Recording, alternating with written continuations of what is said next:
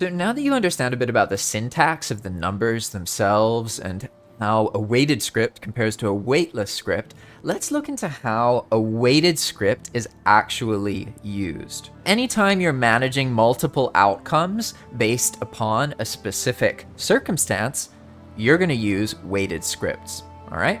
So let's look at it like this. We have one outcome here, and instead of one, we're going to work with 3 different outcomes, okay? Let's call them outcome A, outcome B, and outcome C. The first tier is the lowest, and it's called fallback true. Basically what this does is it makes it a weighted script that will only happen if nothing else happens. Okay, so this will always fall behind in priority. Then we have the second layer of priority, which is weight 1 as you've seen earlier. And then we have a new third layer of priority, which is essentially just a really big number, 1e30. By making it a number so big, you guarantee that this will always happen because this is essentially impossible.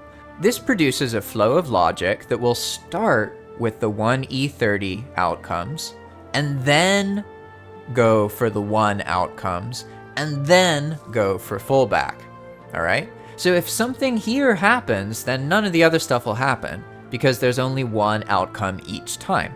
This basic system is the backbone of most of the complicated scripts that you see. A lot of scripting is about managing outcomes, and you need to establish a priority because otherwise it's just going to randomly pick between each outcome, and sometimes that's not what you want, right? Like in this case, for example, obviously we can't be spawning goblin on them in the meadows. The most important thing is that when the player is in the meadows, we don't spawn a goblin, instead we just spawn a boar. So that means that our highest priority outcome can only happen in the meadows. If the player jumps in the meadows, it's going to spawn a boar, not a goblin. So let's jump, and what do we get? We get a boar, a boar, a boar, another boar. Look at that. We can make a boar tower. Always getting boar. But now let's run off to a different biome. I see some black forest over here. And so what's gonna happen now? We're getting boar, getting boar, getting boar, getting boar, still boar. Boom, look at that. Suddenly, we're now getting goblin, right?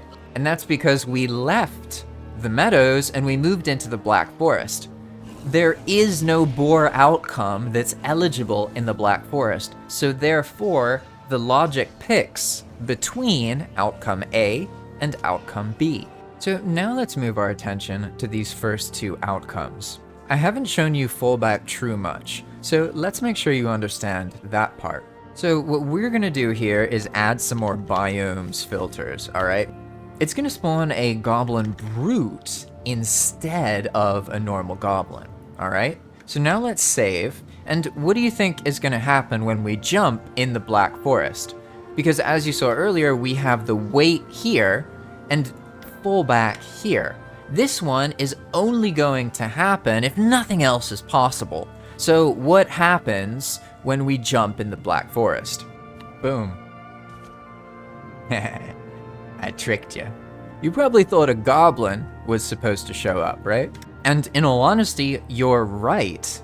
In a situation where only these 3 scripts are present, then yes, a goblin is the only valid outcome when the player jumps in the black forest. So why is it that I'm jumping and nothing is spawning? Well, this is something you're bound to encounter. I figured I may as well warn you about it. What's happening is I'm using a project that has other scripts that react to the same trigger. So because this script is set to fallback true, one of those other scripts is taking priority. So what I can do to make it behave as you would expect is up everything up in the priority by 1 level. We'll make this 1e30, and then this outcome, instead of fallback, it's gonna be weight 1, okay? So now I jump in the black forest, and look at that, I get a goblin. I really got that goblin, huh?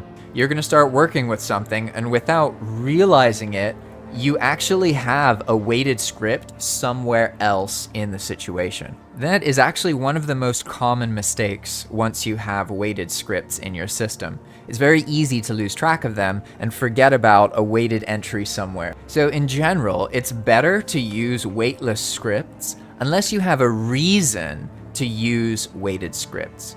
And when you have a reason to use them, boy oh boy are they awesome. Weighted scripts are really, really useful for more advanced stuff.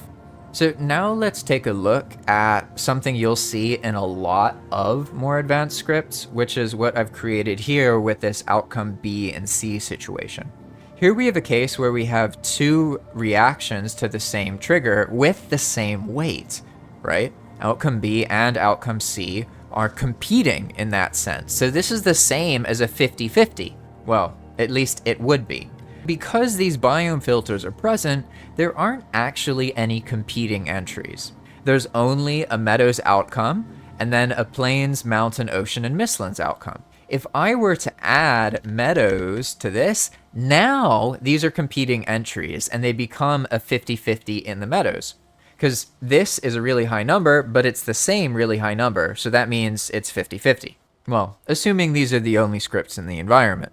And this is something you're going to see a lot. There's generally a common usage of weight 1E30 just to make sure, like, okay, this is the thing I really need to happen if it's eligible. So it's definitely going to happen. A lot of the auto payther in Enigma is handled that way. So if you ever want me to focus more on explaining how that works, that's definitely something we could get into later on in the series because it illustrates a lot of more advanced concepts, right? But I'm not going to go that direction yet. That being said, if you're interested in that, let me know in the comments, because this series is ongoing.